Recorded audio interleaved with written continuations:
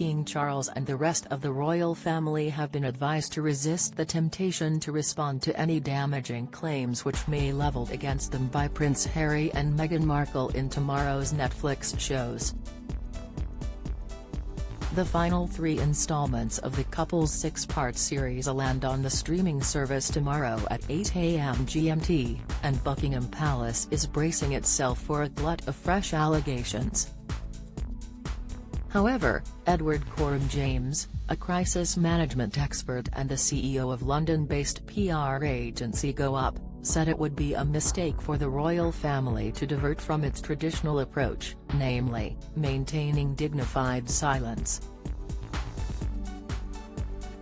Trailers have offered glimpses of what Harry and Meghan will say, with the Duke of Sussex talking of institutional gaslighting, while his wife complained of being fed to the wolves. However, so far there is no indication they will return to the subject of the racism allegations which surfaced in their explosive interview with Oprah Winfrey in 2020. Mr. Coram-James explained the royal family has, almost uniquely, managed to equate silence with stoic, above the fray, leave this to the kids' denial. He said, in many ways, this means that the real challenge is not with the royals, but with the Sussexes. How do they penetrate through that thick, lasting armor?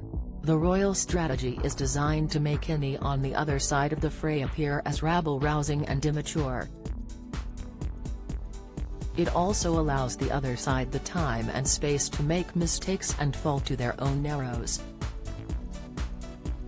By doing nothing and saying nothing, they have provided the perfect contrast to a side that, relative to that, appears to be doing everything and saying everything, and allowed the other side to slip up with cultural faux pas such as Meghan's arguably culturally insensitive fake curtsy. In the wake of the Oprah interview, Prince William, Harry's brother, had responded directly with his spontaneous remark that it was very much not a racist family, Mr. Coram-James pointed out. He added, this was a moment of guard-down fluster, and would not have been planned. It was indeed a misstep, and left the prince momentarily vulnerable, joining the fray.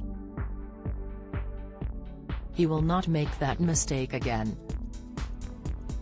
The main challenge which the Sussexes have presented the royal family, to date, was that of guessing what they might say or do next, Mr. Coram-James said, while suggesting professional strategists will have been working overtime to coordinate a response. He continued, which skeletons might the Sussexes next tear in public? Alternatively, there is the possibility that the Sussexes may just make things up. What might these be? These questions will have been considered in methodical and painstaking detail by the royal PR and crisis management teams since the Oprah interview. A game plan will have been drawn up in advance for every potential allegation or revelation.